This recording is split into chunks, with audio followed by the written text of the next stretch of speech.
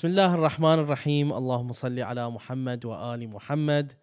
It's my honor to welcome you all yet again to the fourth episode of Behind the Minbar. This time it's a special Ramadan edition. Shahr Ramadan Mubarak to you all. And of course, Shahr Ramadan Mubarak to our dear guest, Samahat Sayyid Hossein Al-Qazwini. Assalamu alaikum, Sayyidina. عليكم السلام ورحمة الله رمضان مبارك إن شاء الله. How are you? How's everything? الحمد لله نشكر الله. Thank you so much. We're blessed here in the center to have Sayyid Hussein for 2 weeks of the first 2 weeks of Shahr Ramadan, inshallah. And we're, I believe, 3 nights in, and it's been, I think, a resounding success. Alhamdulillah. Alhamdulillah Rabbil Alameen. نشكر الله. Thank you. The honor is all mine. Thank you so much, Sayyidina. So, yeah, we've been having a great program so far, great lectures. And it really just calls into perspective, what is the future of the English Minbar? We have lots of shabab coming from different communities, people that only speak English, people that don't speak Arabic. And I know it's a big shift right now in the West, and we made that shift recently in the center to make our main programs primarily in English. And yourself, as one of I'd say one of the leading scholars, forefront scholars in the English world, who's been speaking for a very long time, you have lots of experience in that. So how long exactly have you been speaking in English, بسم الله الرحمن الرحيم. الحمد لله رب العالمين وصلى الله على سيدنا محمد وعلى الطيبين الطاهرين. The first time I gave a lecture in Arabic, in English, I was 17 years old. So this was in 2000. That was the first time that I gave my... Doing quick math. I'll say it. You still look so young. What are you talking about? So in 2000, I gave my first lecture. And when I first began, it was a 5-minute, 10-minute lecture before my father, Hossein Al-Qazwini, who would give his main talk in Arabic. I would give a 5 to 10-minute lecture in English. And then the 5 minutes became 15 minutes, 20 minutes. And then after a while, they became an hour-long lectures. MashaAllah. And that was in LA? This was in Los Angeles in California. MashaAllah. So, do you find any difficulties in preparing? Because now you are very well experienced in both Arabic and English. For those that don't know, Samahat Sayyid is a teacher in the Karbala Hawza, and he lives in Iraq, so he's well-versed Arabic speaker as well. So, what are the differences between preparing a majlis in Arabic versus Ingilizi, like English versus Arabic? It's a part of it is the language, obviously. An Arabic language is very much different from an English language. When in speaking in Arabic, you have to be very careful. You follow up with the rules of grammar, of nahu and sarf and all of that. In English, obviously, there's grammar rules, but because we grew up speaking English, you're not so much worried that you're going to make grammar mistakes. While in Arabic has very detailed, grammatical rules and regulations where you have to make sure that you don't break any of those rules. But it's not just so much the language, it's also the culture. When you're speaking in English, there's a specific audience, a targeted audience, and they're the youth. So you come with a certain mentality, certain expectations of what youth expect from you. When speaking in Arabic, it also varies from place to place. Where am I speaking? Am I speaking in Canada or am I speaking in Iraq? So a speaker really has to know his or her audience. That's part of their success, of knowing your audience. Giving out the wrong message to the wrong audience, that is a recipe for destruction and failure. You really have to understand your audience. Where do they come from? What is their background, educational level, religious level? And what are their issues? What are their problems? So it's not so much the language, but it's more of the culture, understanding your audience. Where do they come from? What are their issues? Speaking to them of an issue that is not related to them, that's just a recipe for failure. And do you find some audiences to be more difficult than others, like to prepare for, مثلا in Iraq or versus here, in sense of maybe you certain audience you'll go to, you might say, okay, like the expectation maybe isn't as high, or maybe you don't have to prepare as much, or maybe that audience is less critical. Because as we know, there's some audiences can be very critical. They have Sure. lots of critiques, complaints. Sure. Obviously, communities vary. Uh, you won't find two communities are the same. Yeah. There are some communities that would like, for example, social topics. They don't want anything too difficult. They don't want anything intellectual or anything fiqh related, fiqh topics. No, they want social topics: marriage, divorce, dating, music, drugs, things like that. Oh, the And classics. maybe because they suffer from those Yeah. issues, they want social topics. Introducing anything intellectual will be puts them off. They don't find it interesting. They won't be engaged in anything intellectual.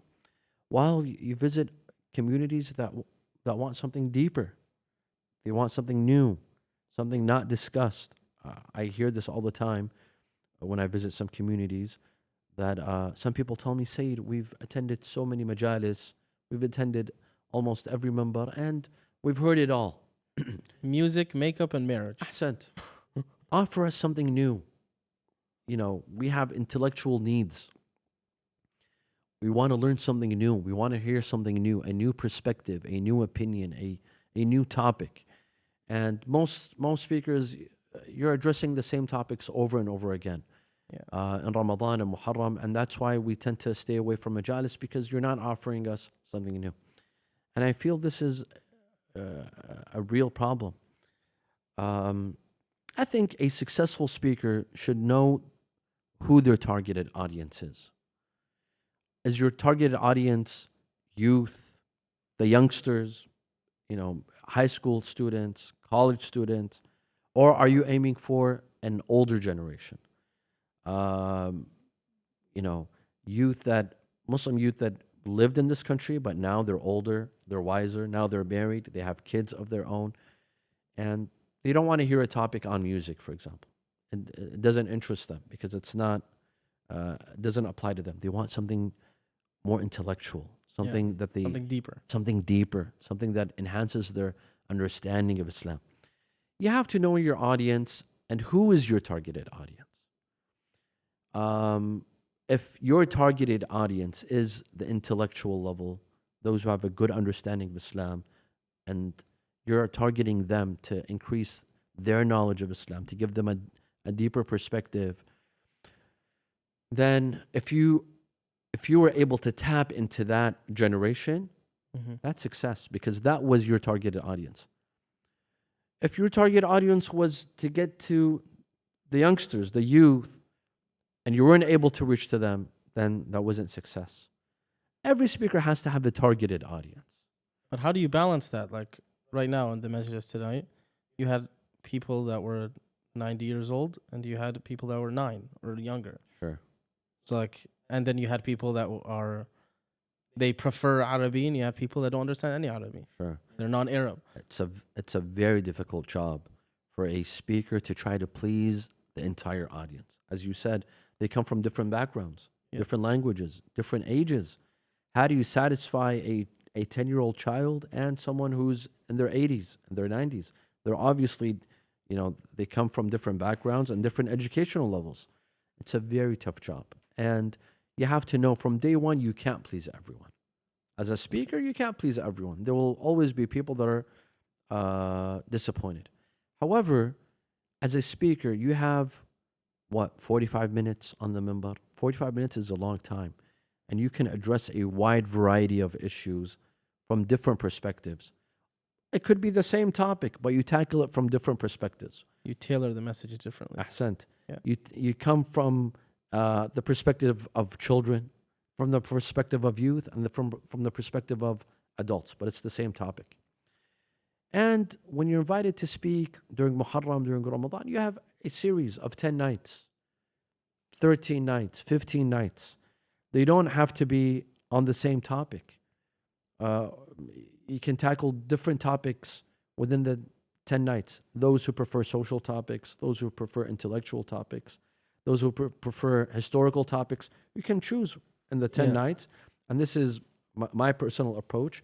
I like to make a variety and make a mix. Maybe one or two social topics, one or two historical, one or two intellectual. Uh, some topics that are in depth, that you go in depth in a topic, you mix and match in the 10 nights. Yeah. Hopefully after the 10 nights you're able to satisfy the majority of your audience. Yeah, like last Muharram, I believe you had one talking about TikTok or raising kids in the age of TikTok. I think you also have one similar now. Should my child delete TikTok? Yes. And then you also have one called Space Travel for Muslims. The things from completely different worlds, Right. pun intended, or different planet, pun intended. Thank you very much, everyone. In post, let's add a clap.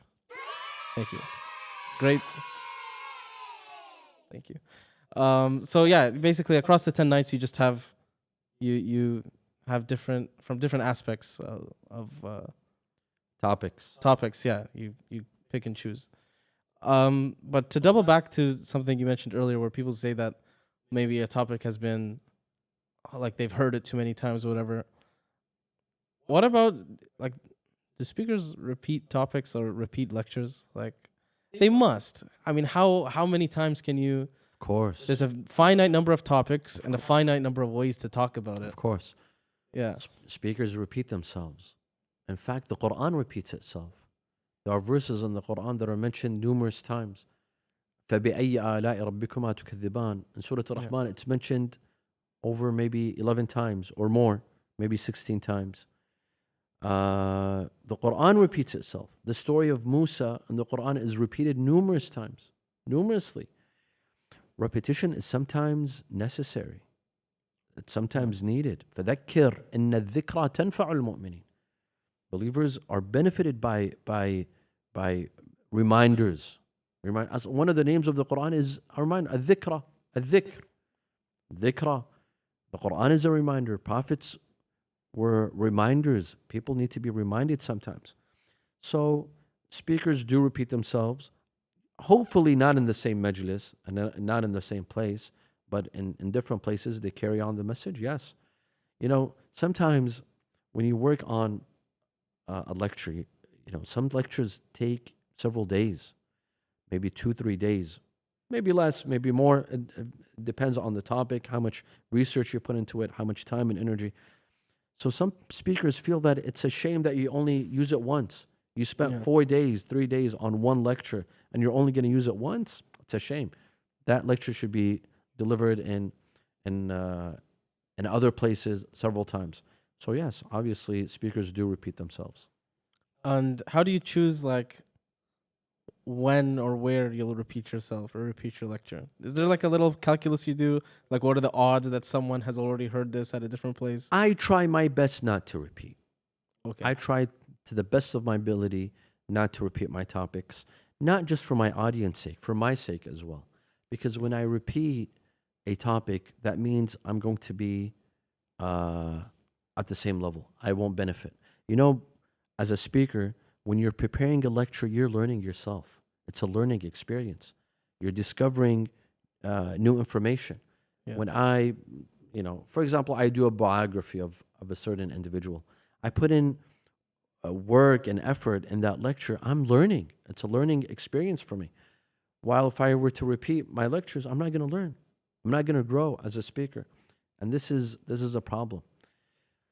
That's why I encourage my colleagues to try to never repeat themselves, ever. Because when you prepare a new lecture, that's a learning experience. And you grow as a speaker. The minute that you begin repeating yourself and you begin to repeat most of your lectures, you'll stop growing and you'll stop learning. Yeah, definitely.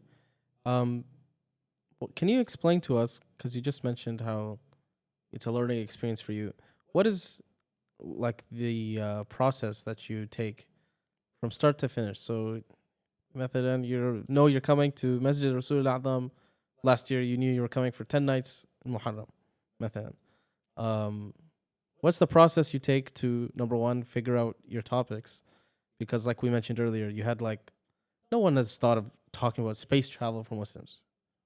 I highly recommend everyone go and listen to that lecture, available on our YouTube in 4K quality, inshallah. So, no one has thought about talking about space travel for Muslims, or a lot of these topics that you went and That spoke topic actually was recommended to me by a brother from Vancouver. He asked me about space travel for Muslims. What do you think? Is it something that we should go after? What are your thoughts? And then several brothers actually in Vancouver. from Vancouver and others and other places, they suggested this topic, and that's why I took it into consideration. And in fact, I had brushed it off in the beginning. Space travel? I mean, hey. And then, no, I felt that, in fact, it's intriguing. There's verses that address the skies and the universe, and reading about the universe, pondering. الذين يذكرون الله قياما وقعودا ويتفكرون في خلق السماوات والأرض. هذا مو خرط. The Quran is saying يتفكرون في خلق السماوات والأرض. ربنا ما خلقت هذا باطلا سبحانك فقنا عذاب النار. But generally, I believe that choosing the topic is half of preparation. Half of your speech preparation comes in choosing your topic. Just choosing it. Just choosing it. Okay. Because choosing the topic is something very hard. It's extremely hard to choose the right topic for the right place, for the right occasion. As speakers, and I think a lot of speakers would agree with me, we divide topics into several categories, but two most important categories, especially for speakers that speak mainly during Muharram and Ramadan, because these are the two main seasons. There are speakers that speak throughout the year, but there are some, I tend to speak only during Ramadan and Muharram, and perhaps Fatimiyya, and some minimal occasions. Because I live in Iraq, I don't speak throughout the year. I teach at the seminary. So we divide topics into two categories. This topic is either befitting of Ramadan or it's befitting of Muharram. So choosing the topic is something very difficult. And this requires a lot of pondering, thinking, researching, listening to other speakers, listening to other lectures on YouTube, reading about people's interests. It has to do with current events, what is happening today.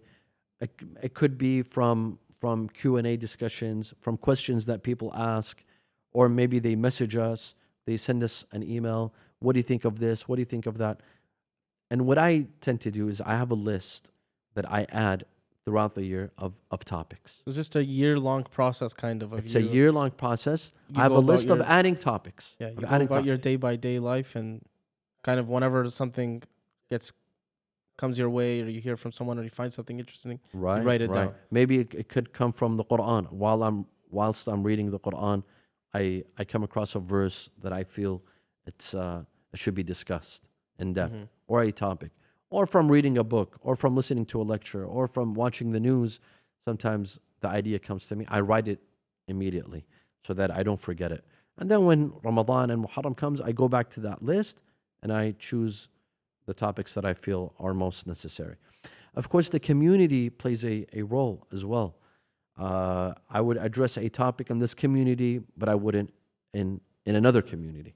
So the communities also play. So do you ask, let's say, the person, the admin of that community? Sometimes I do. What are the issues you guys are facing? Ahsant, I do. I either tell them what are the issues that you're facing, or if you have any suggestions. Okay. And some communities, they come and they suggest that, say, we'd like you to talk about 1, 2, 3. And if I'm okay with those topics, I accept. If not, I tell them to change the topics. Some communities, they would like me to address certain topics, and that makes my job easier because they've chosen the topics for me. So it varies from community to community. Member. Sense. The role of the English Minbar. We talked about this at the start briefly. What is the role of the English Minbar? I know at least in my childhood, and I see it actually in a lot of places, at least places that do dual language, that the English portion is either short or it's in a different hall, like, in a smaller hall, or in the basement of the center or wherever. It's not given the same priority. Or even like a scholar who speaks in Arabic or in Urdu or Farsi or whichever language is like given lots of respect and treated. He's the main guy. And then whoever is speaking, doing the English lectures, he's just like, It's considered second class. second class or an afterthought kind of. What is the reason for that? And like, is there any basis for that now? Because we do live in an English country. We live in the West. English is, for a lot of people, their first language or only language. Right. You're absolutely right. The English Minbar is not taken very seriously in many communities. It's either brushed off or they're put in a smaller hall, and the main hall is given to the native language, Arabic, Yeah. Farsi, Urdu. And it's not very taken seriously. Or it's seen for kids. There's an English Minbar going on. Parents, they say, we're going to send our kids. Send the kids. They want to stay in the native language, feeling that they will benefit more from the native language than they will benefit from the English Minbar. And this is a misconception. That's not how it is. Sometimes the English Minbar will be a lot more useful, beneficial. It could be a learning experience more than the native lecture, the lecture in the native language. But our communities have not come to this realization yet. They feel that the English Minbar should be for kids. Yeah. It should be for the teenagers. But the real stuff, the serious stuff, will remain in Arabic and in Urdu and Farsi. This is a misconception. Today, alhamdulillah, the English Minbar has reached its a mature stage. We see excellent topics being addressed in English, intellectual topics, very academic, very insightful. The English Minbar is not less than the Arabic Minbar or the Farsi Minbar or the Urdu Minbar. We have some talented scholars, some talented speakers, gifted speakers that are addressing important topics, and they're addressing them very academically, very scholarly.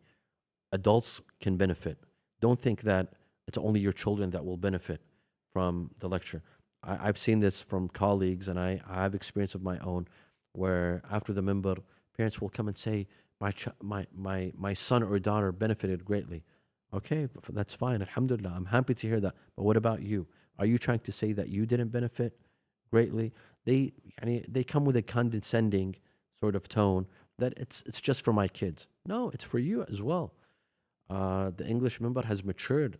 Today, the English Minbar is very insightful. It could be very intellectual. Of course, it varies from speaker to speaker.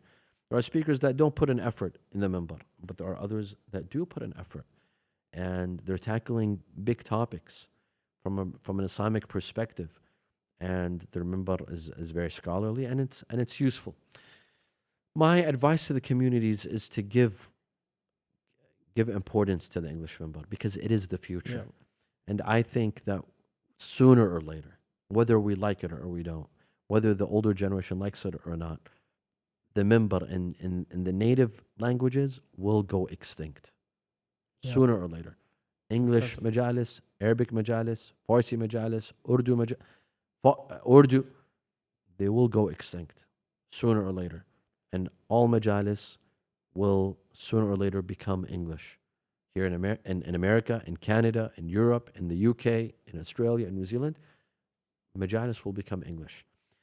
And it's the English minbar that unites Muslims. It unites Shia. You see in the English minbar, there's Iraqis, Iranians, Pakistanis, Khojas, Afghans, Canadians, white Canadians, white Americans, African Americans. It gathers everyone. It unites everyone because it's a uniting factor. Everyone speaks English. While The Arabic minbar, it only will only gather those who speak Arabic, those who understand Arabic.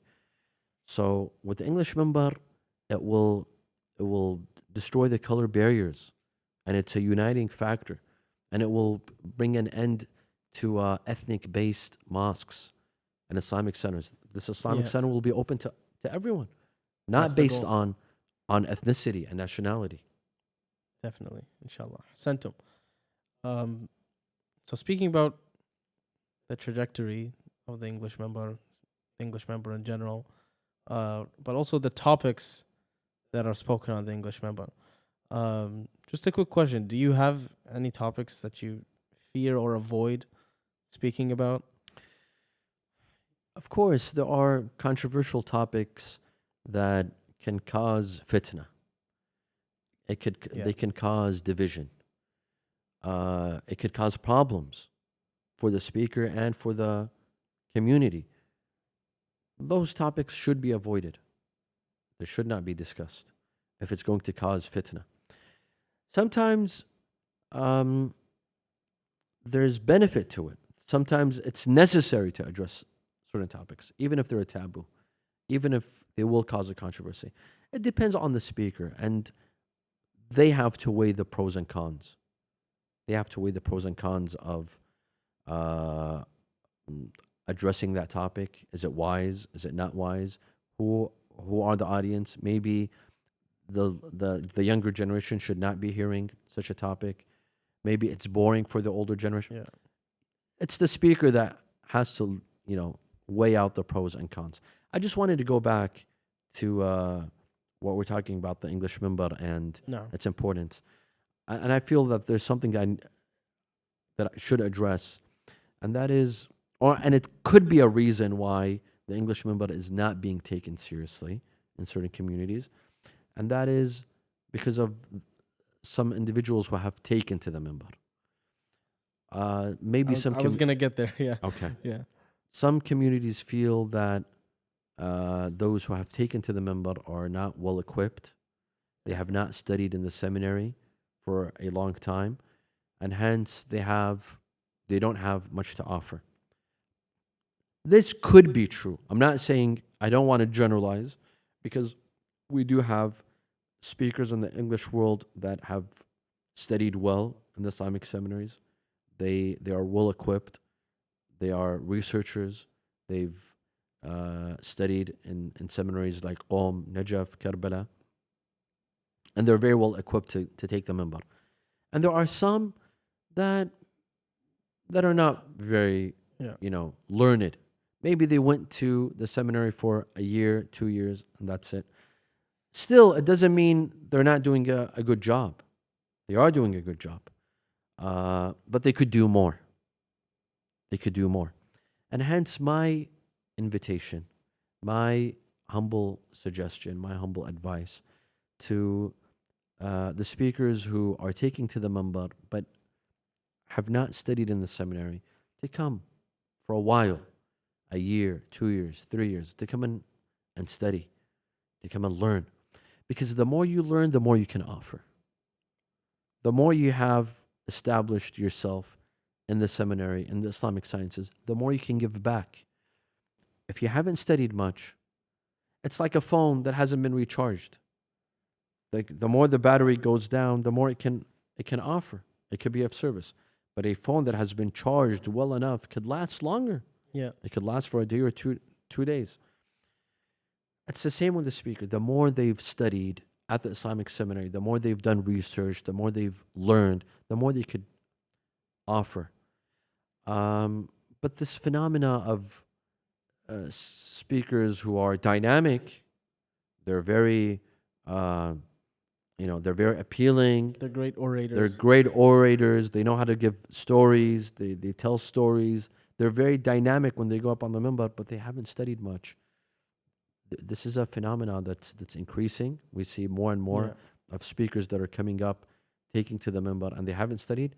This is problematic, and it's the communities that know of them, yet they invite them, and they keep yeah, on inviting them instead of encouraging them to go and study. Tell them, go go to Najaf, go to Karbala, go to Qom, go and study and come back to us and we will welcome you with open arms. But we want you to learn more so that Yeah. you can offer us more. But instead, unfortunately, they're encouraging them by inviting them again and again and not encouraging them to go and further their studies.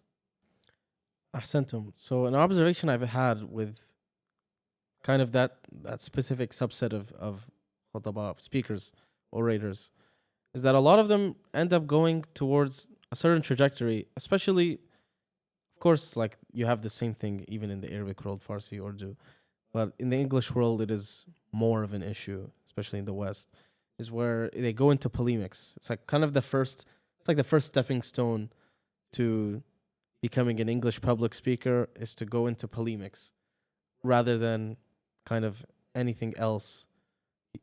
Because there's a lot more to our religion than refuting another side. And it's always whether they'll start off, there's a lot of people now, mashallah, there's a lot of access now to like having debates, whether it's in person in a park or wherever, speaker's corner. Now it's online, Twitter Spaces, Clubhouse, TikTok lives, Instagram lives, wherever. And then that also translates to the member. It's become like an increasing phenomenon where there's a lot of people now that they sit on the member, it's 7th night of Muharram, and they're talking about XYZ polemic discussion. And they're very passionate and aggressive, and the crowd is giving them a nari haidari. There's a lot of stuff like that. Do you think that's really the trajectory we should be going in, or that it's advisable? Like, this is just what I've observed. Correct me if I'm wrong. Maybe that's not the case. I find that polemics is always kind of the first thing that English khutbah jump into when, like you said, it requires a lot more study, a lot more time, to discuss these issues in an intricate and correct way. Memorizing a few hadith from a few books and using them as like the Uno +4 card, every time. Yeah, but here's this hadith, and then that got you. It's not. I don't find it necessarily beneficial for in Muharram or Shahr Ramadan to be sitting and discussing these issues when there's so much more, in terms of self betterment or getting closest to Allah that we could be doing. Let me tell you about my personal experience. I in the past 24 years that I've been giving public lectures in English, I myself have discussed certain polemical topics. Fasting on the day of Ashura, fasting while traveling, and other polemical topics between Sunni and Shia. I've discussed the biographies of certain Sahaba, and perhaps some of those lectures have the most views. And I enjoy giving those lectures. I enjoy preparing for those lectures, and they even get viewership. And the nights that I address those topics, you see the most crowds. However, being stuck in those topics, I don't do that.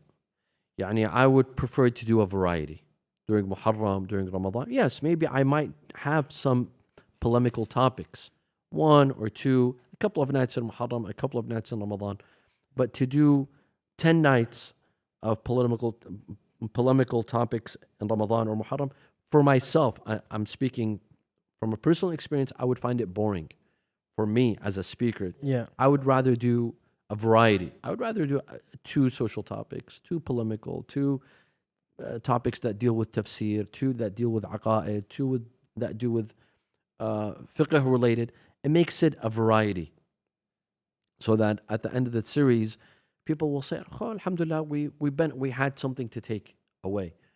We benefited with a wide variety of topics." For me, it's more engaging for me, and it's more engaging for the speakers. This is my personal opinion. Because at the end of the day, the role of the minbar is number one for hidayah, for guidance. At the end of the day, we're trying to guide the masses. We're trying to guide the youth. We're trying to bring them to the faith. It's for guidance and it's for enlightenment, to teach. يعلمهم الكتاب يزكيهم ويعلمهم هو الذي بعث في الأميين رسولا منهم يتلو عليهم آياته يزكيهم ويعلمهم. He purifies them and he teaches them. These are the two main goals of the minbar: to purify, to teach people morals and ethics, akhlaq, tarbiyah. At the end of the day, we're trying to raise masses. We're trying to raise generations. That's the main goal of the minbar. It's tarbiyah. It's to raise a new generation, to educate a new generation, to teach them morals and ethics, the ethics of Ahlulbayt, the morals of the Quran, and to teach them, raise them, to inspire them, motivate them, and to teach them. So, and when it comes to teach, there's so much to discuss. There's so much to discuss. This is my personal take. Ahsantum. Now, you mentioned something briefly there where you said the polemical lectures would get the most views or they'd pack the most crowds. So that kind of just opens another conversation, which could be a whole episode on its own. That's from my honest. personal experience. Yeah. A couple of years ago, what I tend to do is I announce my topics ahead of time. I post them. So people know exactly on which night I'm talking about which topic. Yeah. So on one of the nights, the topic was biography of a certain Islamic figure. Yeah. That night got the biggest crowd. So because it's controversial and people want juicy details, so they draw the biggest amount of crowds. Yeah, definitely. So about the views and the crowds, do you think that is this an issue across the board, regardless of language? Maybe where I'm just gonna use a rough term, clout chasers, hashakum. But like, there's people that, they see that there's this thing is popular, this topic, right. or I'm good at speaking about this specific thing. Right. I'm getting views. So then they like hyper focus on this area. Probably it's usually polemics, but whatever it is there's this growing trend of clout chasing, maybe orators. I don't want to. Obviously, I'm not passing my own personal judgment on anyone. But it's like they find an area that is, of course, controversial. They hyper focus on it. Haji Mahdi, see, each speaker has his strength. What I might be strong in, someone else might not be strong in. What someone else might be strong in, I might not be strong in. Let me give you an example. One of my brothers, and I'll mention his name, Sayyid Ja'far Al-Qazwini, hafidhullah, and he's a speaker himself. Yeah. He has a degree in biochemistry. He has a bachelor's degree and a master's degree in biochemistry. And so a lot of his lectures are geared towards science. He incorporates a lot of science, biology, chemistry in his lectures. That's his area of strength because he has a degree in that area. I wouldn't be able to do the same. I wouldn't be able to incorporate science in my lectures because it's simply not my area of strength. I don't have a degree in science. So you might find one speaker is strong in Sunni Shia debates. That's their area of interest. That's their area of expertise. Another speaker might concentrate on fiqh discussions. Personally, in the past, I've given several lectures from a fiqh angle, from a fiqh discussion on certain topics, because I feel maybe that's my area of strength, because I've studied fiqh, I teach fiqh at the Islamic seminary. That's my area of strength, and it's my area of interest as well. It's what I find to be interesting, and because it's not being discussed, so there's a gap, there's a void that maybe I could fill in this gap, while someone else could discuss Islam from scientific terms. So these are gaps that we try to fill in. So maybe there are some speakers, we can't assume the worst in them to say they're doing this for popularity sense. No, maybe because they feel this is what's needed. Maybe they feel this is their area of strength, or this is what interests them and what interests people or their audience, their intended audience. So we can't really say because they're looking for popularity. I don't know. I really don't know No, of course, Allahu A'lam. Allah A'lam of people's of their intentions.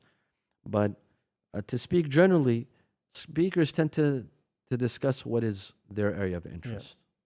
No, the way you put it makes a lot of sense. Actually, people find their niche, and that's their niche. And some people, of course, that sometimes that niche is much more attractive than other niches or topics. Right. So, yeah, that definitely makes sense. Yeah. So, any last thoughts or anything to say? Thank you so much. Allah yahfadhkum inshallah. Ramadan, may the month of Ramadan be a month of blessing and forgiveness and guidance for us all, inshallah. And a month of peace and tranquility, inshallah, for the people of Gaza and all the people that are suffering around the world, especially our brothers and sisters in Gaza, during this very difficult time. And it's the month of Ramadan, and they're suffering. Their children are suffering. They have nothing to eat. They're starving. They've been fasting for months now. We just started. They've been fasting for months now. Yeah. Of course, we keep the people of Gaza, the people of Palestine in our du'as, inshallah. May Allah free them from their current plight. Inshallah. Haq Muhammad wa Ali Muhammad.